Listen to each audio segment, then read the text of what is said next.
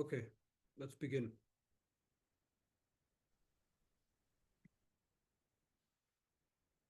Bismillah ar-Rahman ar-Rahim. Alhamdulillah. Wassalatu wassalamu ala Sayyidina Rasulillah wa ala alihi wa sahbihi wa man wala. Welcome back, everyone, to our reading and commenting on this great book of Islam, the Risala of Imam al-Qushayri radiallahu anhu. We're in the very beginning, reading in the introduction. We're going to pick up where we left off. This is in the middle, for those who have the book, this is the middle of page 7. We are still reading the author's introduction. And remember, he is spending the introduction expressing correct belief. What is his belief and his understanding of Tawheed, of divine oneness. And we said that at the time of Imam al-Qushayri, this was, there were different sects that had emerged, different theological sects that have emerged. And one of the things that the people of the science of Tasawwuf always, usually start out with is to highlight their correct belief, because our spiritual practice has to be connected to the correct belief. Okay, so he says, rahimahullah, qala radiyallahu anhu wa nafa'na bi'ulumihi fi ad-darain, ameen. I heard Abu Hatim as-Sijistani say, I heard Abu Nasr as-Sarraj at-Tusi narrating on the authority of Yusuf ibn al-Husayn, who said, a certain man came to the Nun al-Misri. The Nun al-Misri is one of the famous one of the famous saints from the time of the Salaf. So this man came to the Nun al-Misri and he said, tell me, what is God's oneness? So the Nun al-Misri answered, to understand that God's power in all things exists without mixing, that he crafted them without any implements, that his acts of creation is the cause of everything, and that he has crafted of everything that he has crafted, that his act of creation had no cause, that neither in the skies above nor on the earth below is there any planner but God, and that whatever you may imagine by your fancy, God is different from it.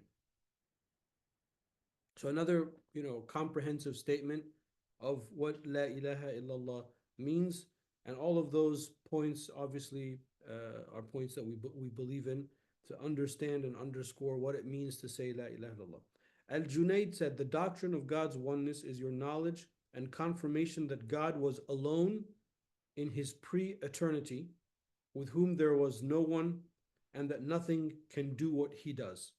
Just like the Prophet ﷺ said, Kana Allahu wa la shay ma. Allah was and nothing was with him. Abu Abdullah ibn Khafif said, faith consists in the heart's acceptance of the mysteries of the unknown that God communicates to us. Abu al-Abbas as-Sayyari said, God's gifts are of two types, grace and afflictions. What he bestows upon you is grace, while what he takes away from you is an affliction. Therefore say, I am a believer, God willing. Abu al-Abbas was the greatest Sufi master of his time. I heard my teacher, Abu Ali al-Daqqaq. Abu Ali al-Daqqaq is the Sheikh of Imam al-Qushayri. I heard my teacher, and al-Qushayri married his daughter. I heard my teacher, Abu Ali al-Daqqaq, may Allah have mercy on him, say, a man squeezed the leg of Abu al-Abbas Sayyari, and he said, you are squeezing a leg that has never made a single step toward disobedience of God. May he be great and exalted. Abu Bakr al-Wasiti said, when someone says, I am a believer in God and truth, one should tell him the true faith implies scrutiny, understanding, and comprehension. If someone loses this, his chain to true faith is invalidated. By this, he meant the teaching of the people of the Prophet Sunnah, sallallahu alayhi wa sallam, according to which the believer is destined to enter paradise. If one has not known directly from the mystery of God's wisdom that he is a believer in truth, then his claim is false. I heard Shaykh Abdurrahman al-Sulami say, I heard that Mansur ibn Ali said, I heard Abu Hussein al-Anbari say, I heard Sahel ibn Abdullah al-Tustari say, believers contemplate God with their eyes without comprehension and without ever reaching the limit of their understanding. Because God is infinite from that in a sense. So therefore, contemplating on Him you'll never exhaust that the practice of contemplating Him. Abu Hussein al-Nuri said, the real, al-Haq, the real, looked at the hearts of men and did not find a heart that had more passion for him than the heart of Sayyidina Muhammad sallallahu alayhi wa sallam. Therefore, he bestowed upon him the ascension, the Mi'raj, in order to hasten the vision of God by the Prophet ﷺ and their conversation. I heard Imam Abu Bakr, Muhammad ibn Hassan ibn al-Fawraq, may Allah be pleased with him, he is one of the famous Imams of theology on that time period, say, I heard Muhammad ibn Mahbub, a servant of Abu Uthman al-Maghribi, say, one day Abu Uthman told me, if someone said to you, Muhammad, where is your God? And what would you tell him? The servant said, I answered, where he was always, where he has always been. Then Abu Uthman said, and if this person asked where God was in eternity, what would you say? And the servant said, I answered, he was where he is now.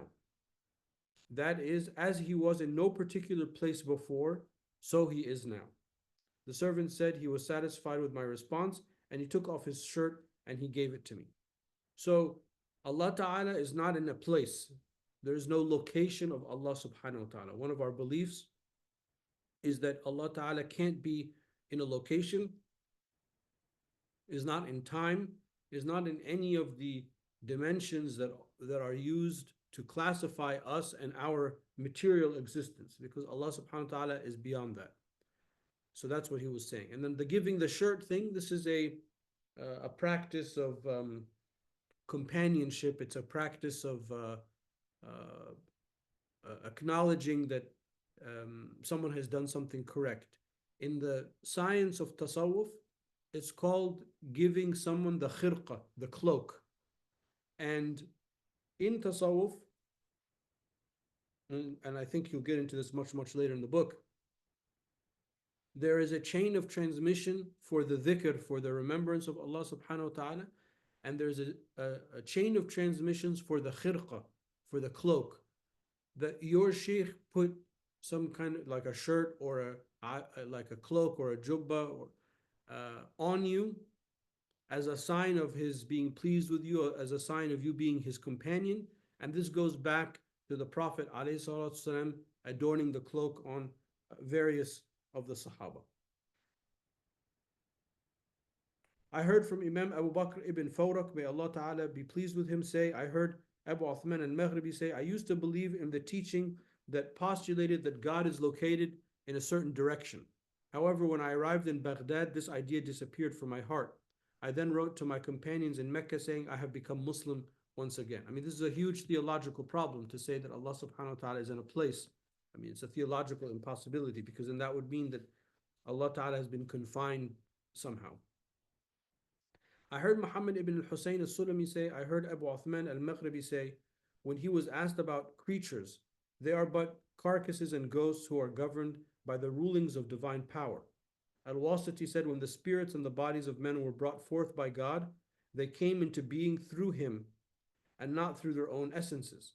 Likewise, their thoughts and movements also appeared through God, yani through God's qudra, through God's ability. He meant that the movements and the thoughts are but the ramifications of the bodies and the spirits. In saying so, he explained that the acquisitions of the creatures are created by Allah Ta'ala. Likewise, Allah Ta'ala is the only one who creates all essences and their accidents.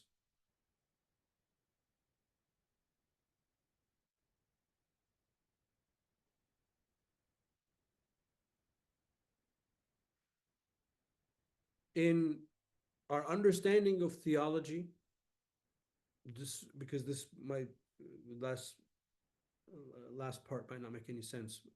Our understanding of theology is that created matter, material creation, us, all the things around us, upon them can befall accidents. The accidents in theology, or more accurately in logic, are that things can be in time, things can be in a place, things have action, reaction, they can have a color, they can have weight, etc. There are 10 of them. They are called accidents. So he's saying that our belief is that Allah subhanahu wa ta'ala creates the essences. So me as Tariq, I have an essence. There is something that is unique, that is me. And then this essence, there are those categories or accidents that can befall. I have a height, I have a weight, I have a color, I can act on something, and then there's an action and reaction, so on and so forth. And of course, that construct that comes from Aristotelian logic that the Muslims acknowledged and adopted. And this last paragraph that we just read is a response to some of the theological beliefs of the Mu'tazilites at the time. Okay, I heard Sheikh Abu Abdurrahman al-Sulami radiallahu anhu say, I heard Muhammad ibn Abdullah say, I heard Abu Ja'far al-Saydalani say, I heard from Abu Sa'id al-Kharraz say, he who thinks that he can achieve his goal by exerting himself is only wearing himself in vain, while he who thinks that he can attain his goal without effort is but a wishful thinker. Meaning, la hawla wa la quwwata illa billah.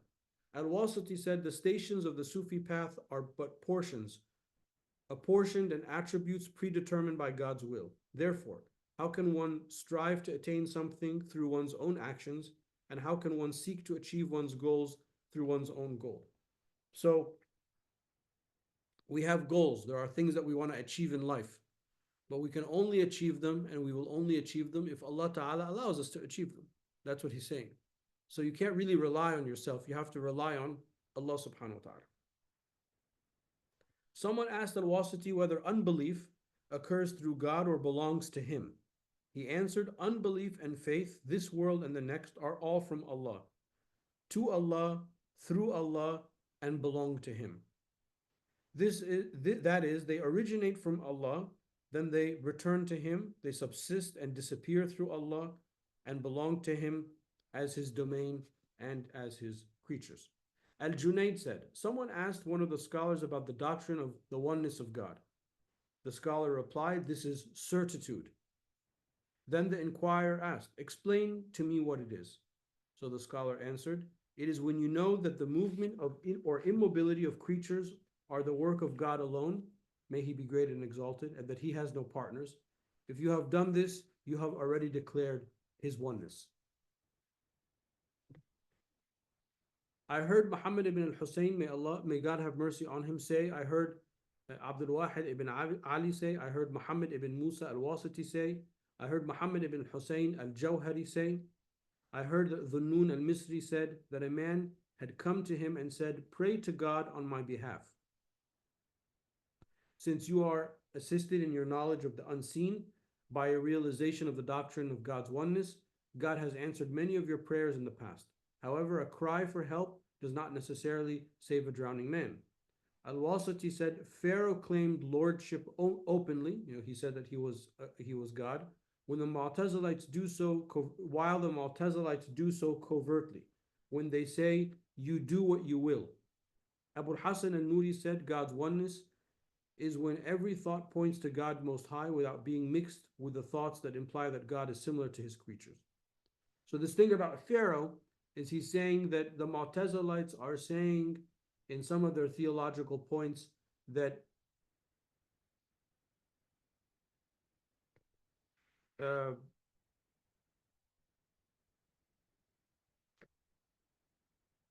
so I know that this is a little complicated because there's a lot of theological background, but he's almost just a couple more pages and he'll finish the introduction. But this is very important, all of these things that he's saying. right now I want to, use my hands and pick up this book and open the book and read from it. So the question is, am I doing this because I am able to do this? Or am I doing this because Allah Ta'ala has given me the ability to do it?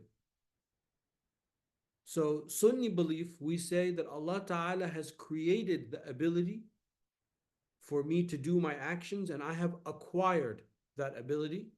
It's called al-kasb. I have acquired that ability to do it because we maintain la hawla wa la quwwata illa billah. Meaning that if I were to come to want to do something and Allah Ta'ala did not create that ability, I will not be able to do it. Whereas the Mu'tazilites are saying, no, you have some kind of like internal, power or will that's independent, that you want to do something and then you did it.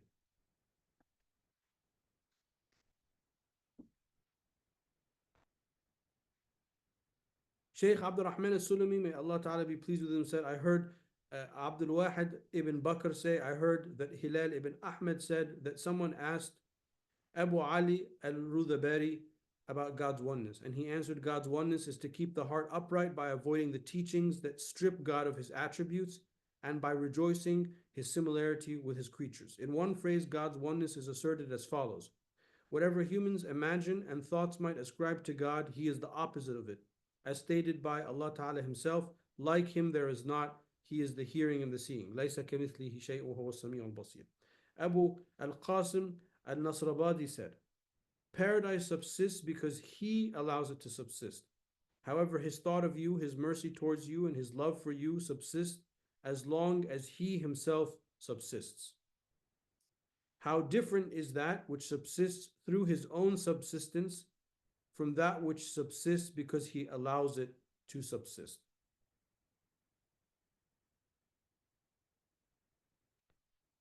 So this is a little bit of a narrow point, but Allah Ta'ala allows the paradise to continue to be.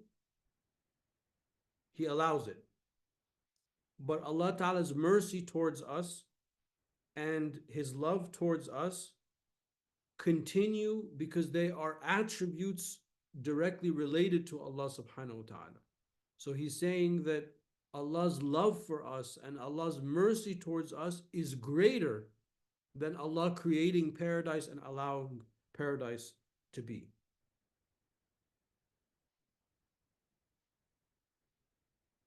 The words of Shaykh Abu Qasim al-Nasrabadi are the utmost goal of realization, what we just read, that point.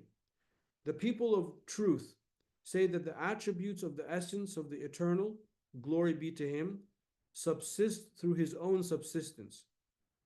He drew attention to this issue and clarified that subsistent subsists through his own subsistence, which is contrary to what is claimed by the opponents of the people of truth. So Allah Ta'ala has an essence, what we call a that, and then Allah Ta'ala has attributes. The attributes are not the essence, but they are not separated from the essence. Just the way that the rays of the sun are not the sun itself, but they're not separate from the sun. So Allah Ta'ala's attribute of al-mahabba, Allah's love, or Allah's rahmah, Allah's mercy. Bismillah ar-Rahman ar-Rahim, the merciful, the most merciful, the most compassionate. Those are eternal attributes of Allah subhanahu wa ta'ala, and that eternal attribute is manifest upon his creation, i.e. us. Allah's mercies on us and Allah's love on us. Whereas paradise is something exterior that Allah Ta'ala created and allows continually to be. So what is greater than paradise or something that is a manifestation of Allah Ta'ala's direct attribute? That's what he's saying. Again, the reason why this introduction is the way it is because these are very fine points.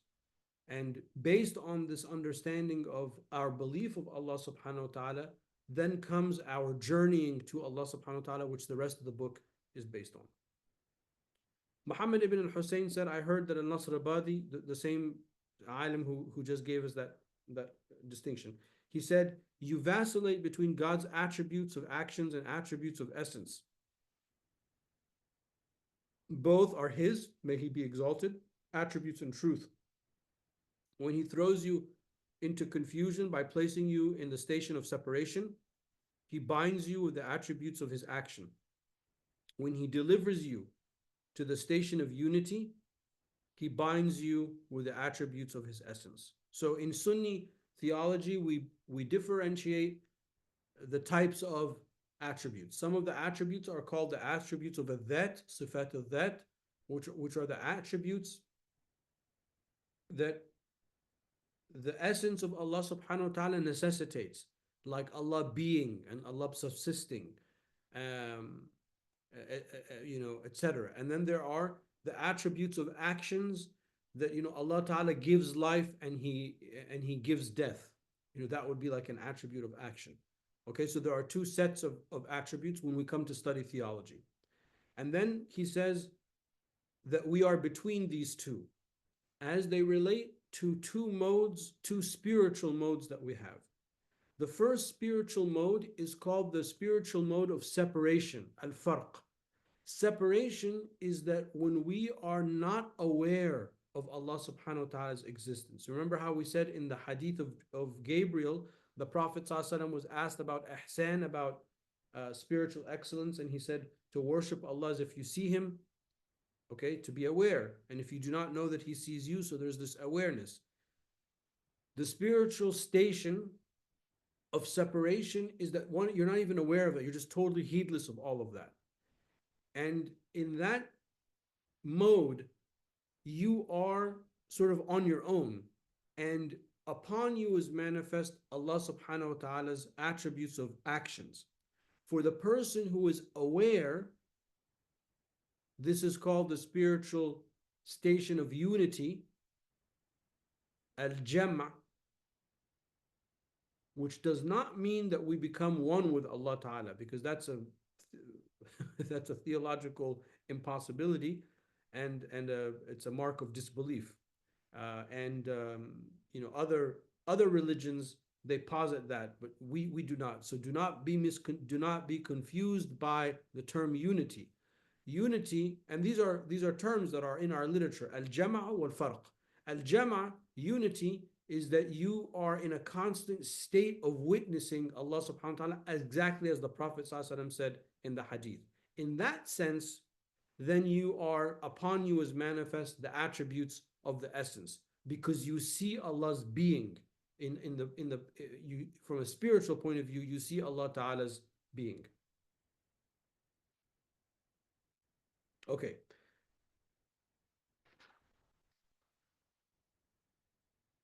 I'm gonna push through to read a few more pages. We're not gonna finish the introduction, but there's a breaking point right before the end of the introduction. I want to get to that place, inshallah, and then we'll turn to questions. So just bear with me.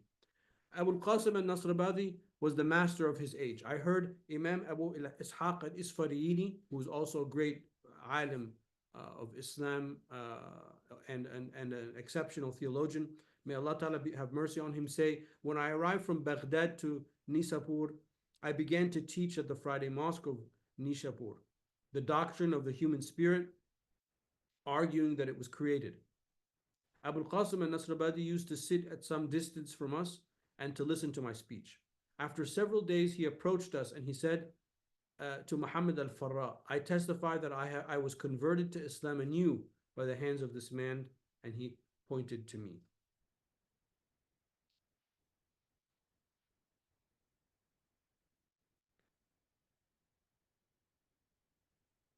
I heard Muhammad ibn Hussein al-Sulami say, I heard Abu Hussein al-Farisi say, I heard Ibrahim ibn Fatik say, I heard al-Junaid say. When would he who has neither a like nor an equal join the one who has both a like and an equal? Is this at all possible? This strange idea can only come true through the kindness of the all-kind, in which there can be no grasping, imagination, or comprehension, but only the illusion springing from certitude and the realization that comes with the genuine faith.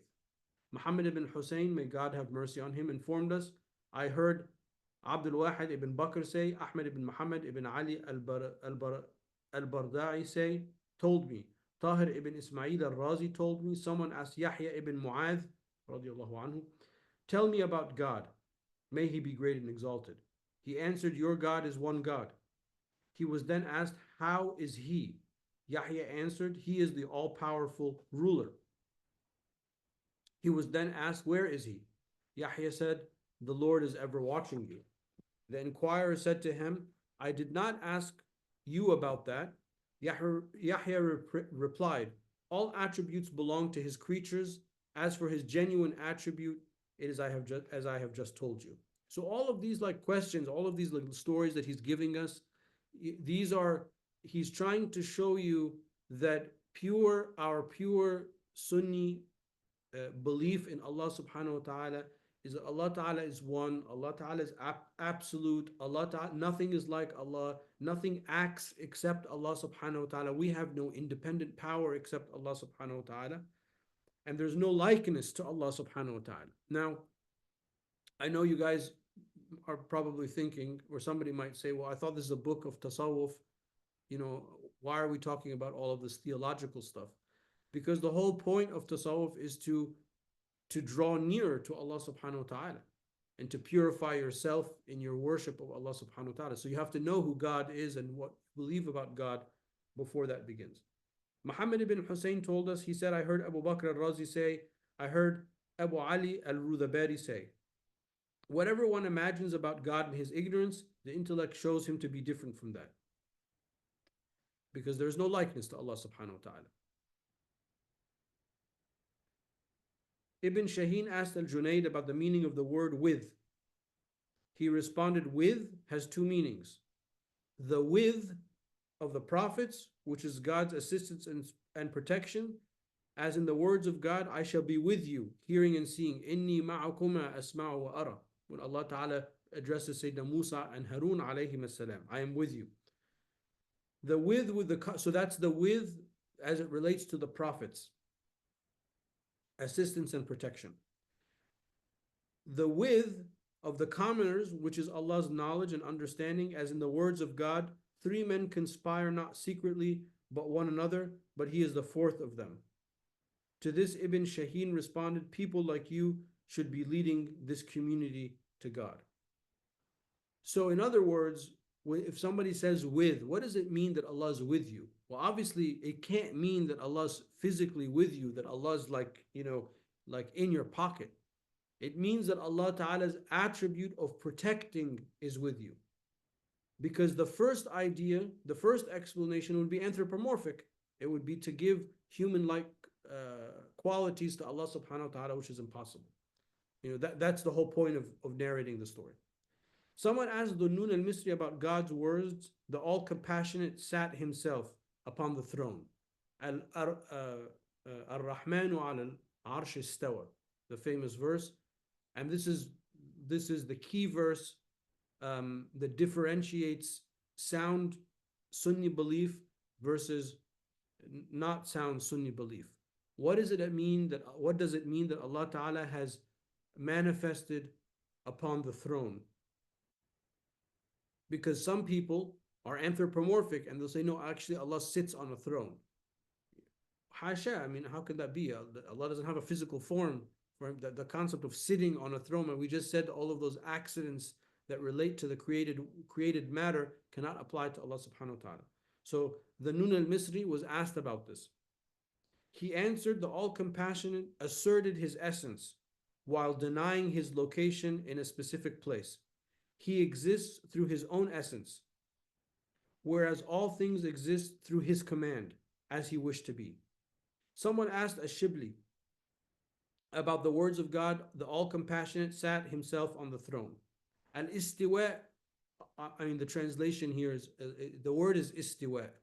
So if you notice, when I translated it just a little while ago, I said Allah has manifested upon the throne to negate any anthropomorphic ideas. So not sat on the throne, but manifested on the throne. Um, so somebody asked the Shibli about this verse, and he answered, the all compassionate has existed before, while the throne is an originated thing. So the throne of God, the Arsh of Rahman, is something that's created. And therefore the throne was firmly installed, istawa, by the all compassionate. So he answered it from a different angle, which is mean he says, in which he's saying that Allah Ta'ala allowed the throne to be firm. Someone asked Ja'far ibn Nusayr about the words of God, the same verse, Ar-Rahmanu ala al-Arsh istawa, and he answered, his knowledge of all things became equal, in that no one thing is closer to him than another. So this type of answer to that type of theological question is called a ta'wil.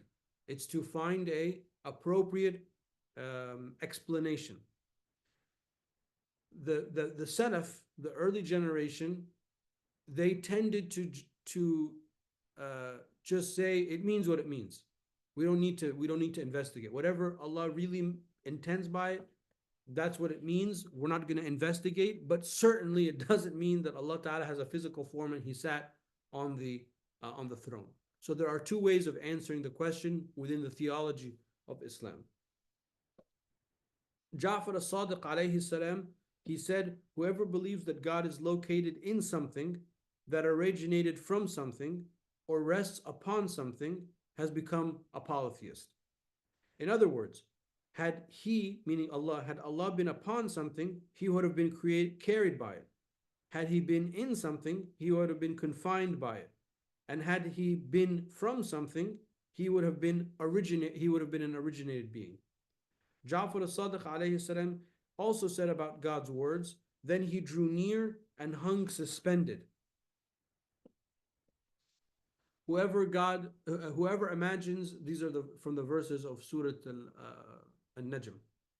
Whoever imagines that God Himself drew near to Sayyidina Muhammad implies that there was a distance between them, right? So when you say that Allah Ta'ala is near and you understand that physically Allah is near, well then that means that at the same time you're also saying that there's distance between me and God. So he continued, in reality, drawing near means only that each time the Prophet ﷺ came closer to God, Allah Ta'ala removed him further from conventional knowledge until there was neither nearness nor distance. I mean, this is just such a beautiful statement by Imam Ja'far as-Sadiq alayhi salam. Let me just read that again. Whoever imagines that God Himself drew near to Sayyidina Muhammad sallallahu alaihi wasallam implies that there was a distance between them.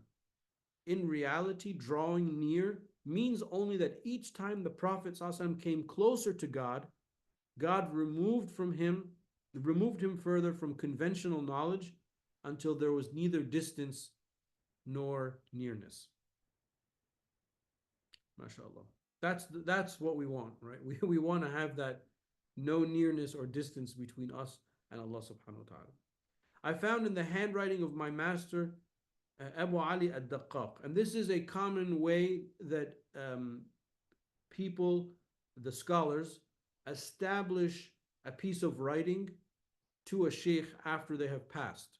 So part of the studying of let's say I'm like Imam al-Qushayri, I want to study everything that he ever wrote, and I gathered all of the manuscripts that are attributed to him.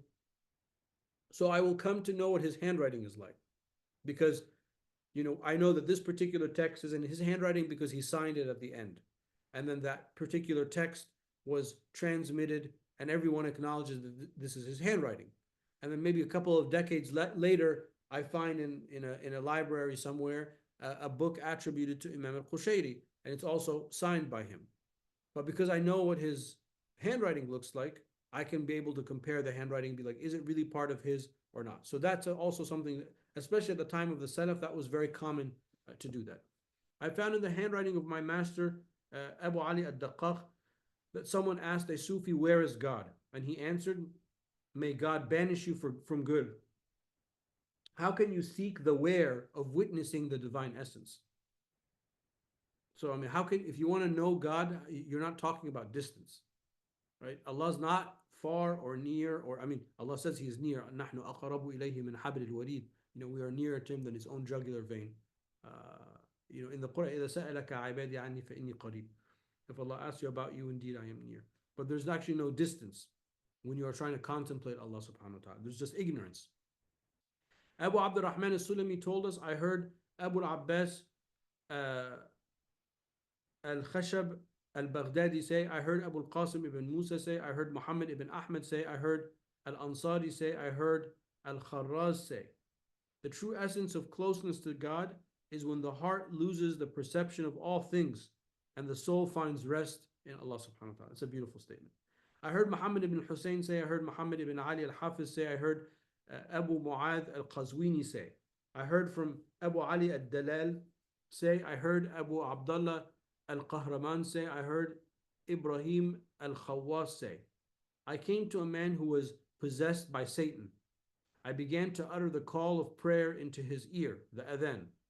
Then Satan called me from the man's belly saying, let me kill him, for he says that the Quran is created. That was one of the big fitnas between the Sunnis and the Mu'tazilites, is that the Mu'tazilites said that the Quran is created. And we believe, and this is the position of Ahl Sunnah wal Jama'ah, that the Quran is the uncreated, eternal speech of Allah subhanahu wa ta'ala. Ibn Atta said, when God Most High creates the letters, He made them one of His mysteries. When He created Adam, He infused this mystery into him without, however, giving it to His angels. The letters streamed from the tongue of Adam alayhi salam in different manners and in different languages, and God made them the outward forms. By saying this, Ibn Atta clearly affirmed that the letters are created. Sahid ibn Abdullah said, the letters are the tongue of action and not the tongue of the essence, for they themselves are an action in that which is acted upon. This too is a clear statement that the letters are created. So this is kind of orbiting around the issue of the createdness of the Quran. In his replies to the questions of the Syrians, this is a treatise that Imam al-Junayd wrote, al-Junayd said, trust in God is an action of the heart. The oneness of God is a word of the heart. This is the teaching of the people of fundamental principle of religion. That is, speech is the entirety that resides in the heart. It comes from the command and prohibition from the prophetic tradition and search for this tradition. Al-Junayd also said in his replies to the questions of the Syrians, only God possesses the knowledge of the unseen. He knows what was, what will be, what will not be, and how this would be, were it to be. Al-Husayn ibn Mansur al-Hallaj, the famous Sufi poet al-Hallaj, he said, he who has realized fully the truth of God's oneness sheds such questions as why and how. Muhammad ibn Hussein related to us, I heard Mansur ibn Abdullah say, I heard Ja'far ibn Muhammad say, I heard Junayd say, the most noble and exalted counsel is to allow your thoughts to roam in the arena of God's oneness. Al-Wasiti said, God has brought forth nothing more noble than the human spirit. He thus stated clearly that the spirit is created. The master and Imam Zayn al-Islam Abu al-Qasim said, all these stories prove that the beliefs of the Sufi masters agree with the people of truth. As far as the fundamentals of religion are concerned, we stop here in order to avoid going beyond the concision and brevity which we have pledged to follow in this work. Okay, when he says the fundamentals of religion, the fundamentals of religion is a technical term that means theology, usul ad-din. And it is here that we will stop. Just one second, I want to look something up really quickly. Okay, his translation, the translator's translation of the word, the spirit, the human spirit, is the translation of a ruh, which is the soul, which is an acceptable translation, but in my nomenclature, when I teach, I refer to it as the soul. Anyway, we'll stop here. Wallahu ta'ala a'la wa a'lam wa sallallahu ala sayyidina Mawlana Muhammad wa ala alihi wa sahbihi wa sallam. So we're at the very end. I mean, just maybe a page and a half left in the introduction, and then we'll jump into the book next time. And I see that there are some questions. Let me just look at the questions first. Are our abilities both conferred and acquired, determined entirely by the essence or substance of which we are created? If yes, are these limitations logically surpassable? Well, some are. So, I'm only so tall, and I only have so much strength. So, from a normal point of view, I will be limited in my ability to do certain physical things. At the same time, Allah subhanahu wa ta'ala can give me the super ability to do something that I would rationally or logically not be able to achieve, and that would be a miracle. So the word miracle in Islamic nomenclature is called khariqul ada, to breach causality. Um, so yeah, you can. I mean, I could reach something that I would not normally be able to reach, or carry something that I would not normally be able to carry. So that's logically possible because our belief is that la hawla wa la quwwata illa billah. Only there's no power and ability except by Allah. So if Allah wants me to be able to carry and move a car or some massive object, that could happen. That's logically possible. And then people do kind of, it's recorded that people do these type of big feats. So yes, normally our abilities are going to uh, be determined by normal causality. That's why we call it causality. But it is possible that they can breach it when Allah Ta'ala wants or allows. Kids often ask the question, who is God? Where is God? What is the simplest way to answer? And Allah Ta'ala is the creator and sustainer of the created world. And Allah Ta'ala is beyond His creation. There is no place where Allah Subhanahu wa Ta'ala is. Because place it means that Allah is a thing. Allah is not a thing. He is the creator. So He is removed from His creation. Of course, on the simplest level, children and whatnot, we refer to the heavens as the direction of our dua. So the qibla of our dua is the heavens. Allah Ta'ala, the Prophet ﷺ said, "Irhamu man fil ard, yarhamkum man fis sama." Have mercy to those on earth, and the one in the heavens will have mercy on you. So that doesn't mean that Allah Ta'ala is physically in the heavens, but on a simple level, when we talk to kids or people that have just become Muslim, or somebody that's just simple-minded about this issue, we say the one who's in the heavens.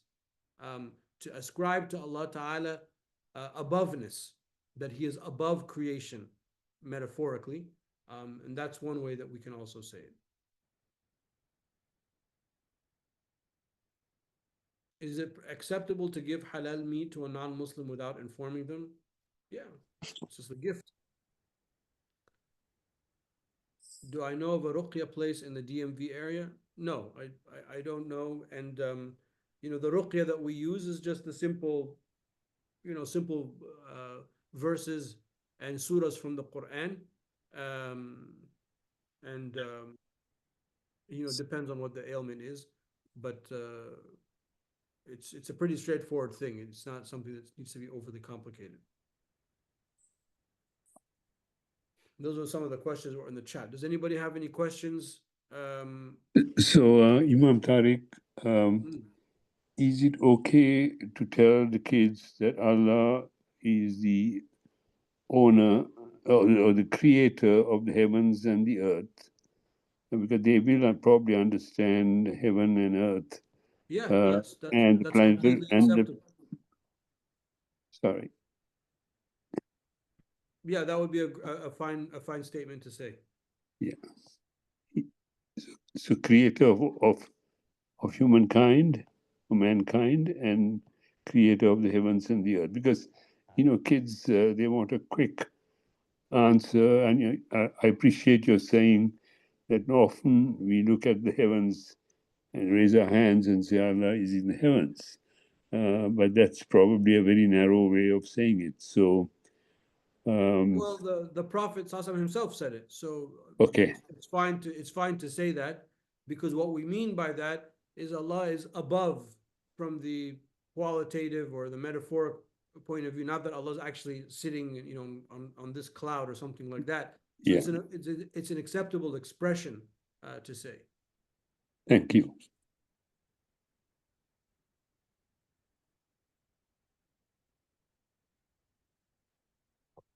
Anybody else? Can we send you some snow? I some of the pictures have been terrifying. Oh, how is the weather there? It's quite cold. It's been a very brutal very brutal winter. And inside the house it's colder than outside because there's no insulation. So the constant temperature inside the house is probably like 57 Fahrenheit. And to be like that all it gets really, like, I have to wear like thermals all the time and have like a hot water bottle in the morning so I can numb my fingers so I can type.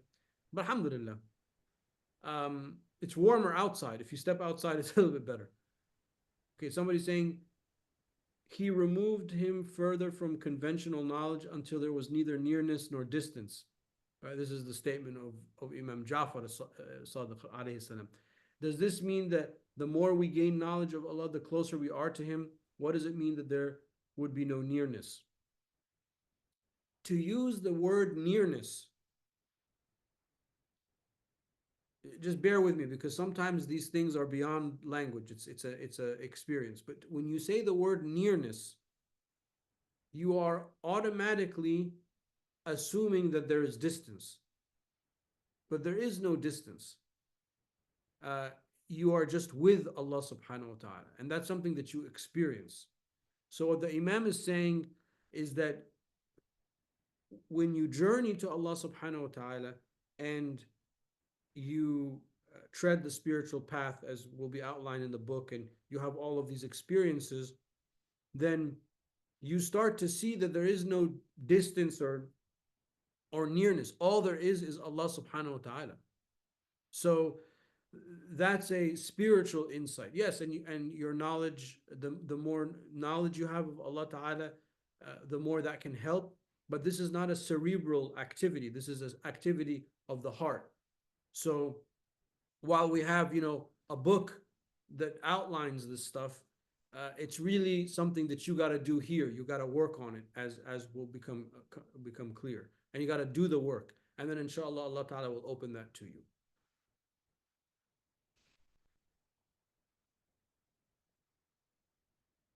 Can you explain the Prophet ﷺ's shafa'at during the Day of Judgment? Well, there's the Shafa' al-Kubra, there's the big intercession of the Prophet ﷺ on the final day, when Allah Ta'ala, when the Prophet ﷺ intercedes on behalf of all of humanity to begin the judgment, as is narrated in the famous hadith of Bukhari. So from that point of view, all of humankind will receive the intercession of Sayyidina Muhammad ﷺ. And then there's the individual, the smaller intercession or the lesser intercession, where he intercedes on as Muslims, as his followers, on our behalf. Ya Rab, inshallah, we ask Allah to give us the shafa of Sayyidina Muhammad ﷺ. And then he will intercede on our behalf, and we'll be taken to paradise, inshallah.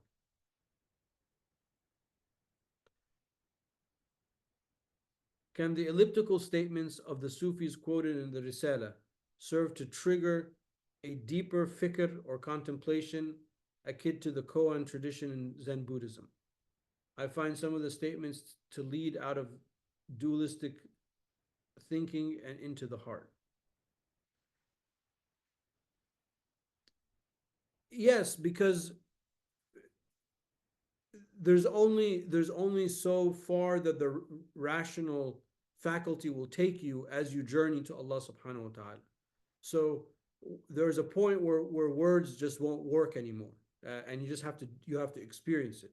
This is a very good translation, by the way. So far, I'm very happy with the translation. So I mean, some pretty deep stuff that we've read the last two classes, but it's not It's just scratching the surface. It's because the idea is how do you be like that? And that's the deeper, the deeper contemplation or the deeper, journeying to Allah subhanahu wa ta'ala. And that's sort of a point where language doesn't really serve you and you just have to experience it. So yeah, I think that's correct. Inshallah. I think when we get out of the introduction and into the book, I think that will be a little bit more clear. I hope, inshallah. Why is it that in the introduction the citations are always leading from one sheikh to another and never goes to the Prophet ﷺ? Well, because he's attributing these stories to the people who are of the science of tasawwuf, to show us that their belief is the belief of the Prophet ﷺ. So that's what he said in the beginning. He said that there's people attack the people of tasawwuf, trying to make it like tasawwuf is not part of Islam, or it's like this exterior, or they have false belief. So all of the people that he's mentioning, these are the great scholars, not just of tasawwuf, but of the outward sciences. I mean, some of these people are theologians. Imam al-Qushayri himself, he was, he's listed amongst the jurists of the Shafi'i madhab. He was a muhaddith. And he's trying to show you, no, we are the people of Ahl Sunnah wal Jama'ah. That's why he's doing that.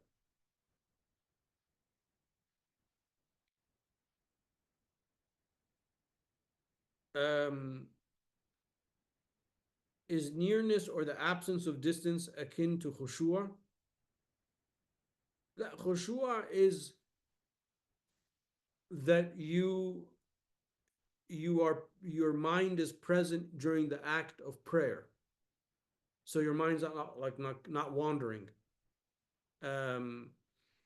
Nearness to Allah subhanahu wa ta'ala is that you see that Allah subhanahu wa ta'ala is the only actor.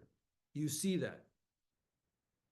It's to see what everyone sees, so you don't deny that, but you also see at the same time that Allah ta'ala is manifesting through his various attributes, and that all of these people are just like, puppets on a string, and Allah ta'ala is the only, la hawla wa la quwwata illa billah.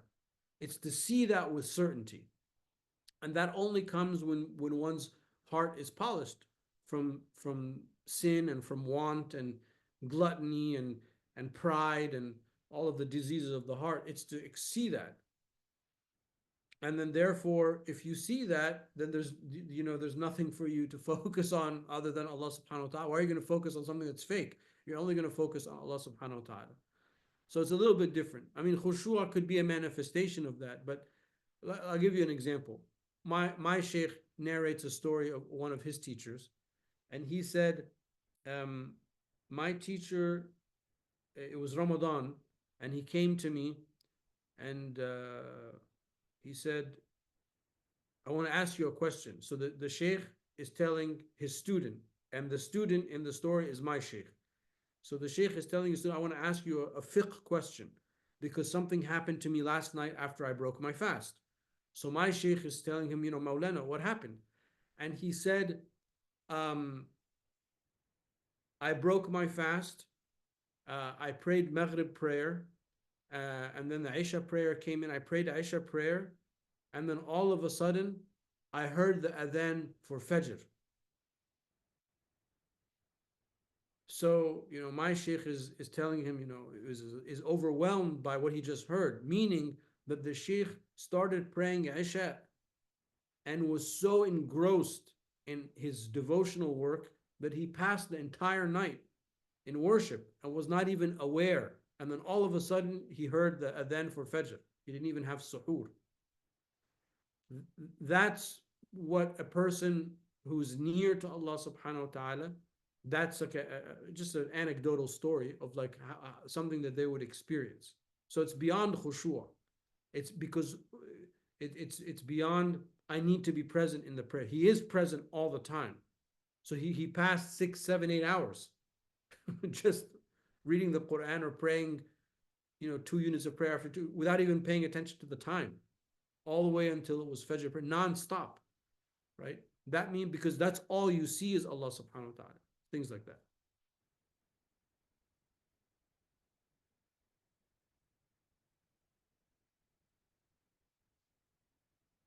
Anybody else? I think there was one question I missed. So, oh, the meat person. Does that mean we can tell them that it's not halal? No, you can't lie. If you give somebody something, you have, they ask what it is, you have to answer the question. But you said in the beginning, is it permissible to give halal meat to a non-Muslim? Yes. اليوم أحل لكم الطيبات. Allah says, today the good things have been permissible. وطعام الذين أوتوا الكتاب حل لكم وطعامكم حل لهم. The foods of the people of the book has made permissible for you, and your food is permissible for them. Allah tells us in the Quran. So of course they can give them and gift them. They can eat with us. We're open people, alhamdulillah. Allah, Allah, Allah. I'm very happy that we're doing this book, by the way. I'm always happy that we get to spend Fridays together, but this book in particular, I'm very, very excited. I know it has a different feel to all of the other classes I've done, but inshallah, I think we will be rewarded tremendously by this journey together, reading this book. So ask Allah subhanahu wa ta'ala to open up its secrets to us, this book, inshallah. May we reflect on it, implement these things together. We ask Allah subhanahu wa ta'ala to bless our gathering, to make this a gathering of remembrance that's placed on our scale of good deeds, and may it testify on our behalf, inshallah, Yawm al-Qiyamah. We ask Allah subhanahu wa ta'ala to make us people of the Quran and Sunnah, to protect our families, our masjid, have mercy and forgiveness on our parents, and to have mercy and protection for our children. These are the blessed days of the month of Rajjab. We ask Allah subhanahu wa ta'ala to bless us in the month of Rajjab and Sha'ban, and to bring us safely to the month of Ramadan, inshallah. وآخر دعوانا الحمد لله رب العالمين وصلى اللهم على سيدنا ومولانا محمد وعلى آله وصحبه وسلم. اللهم صل أفضل صلاة على أسعد مخلوقاتك سيدنا محمد وعلى آله وصحبه وسلم عدد معلوماتك ومداد كلماتك كلما ذكرك الذاكرون وغفل عن ذكره الغافلون. Stay warm, stay safe. See everyone, inshallah, next Friday. Assalamu alaikum wa rahmatullahi wa barakatuh.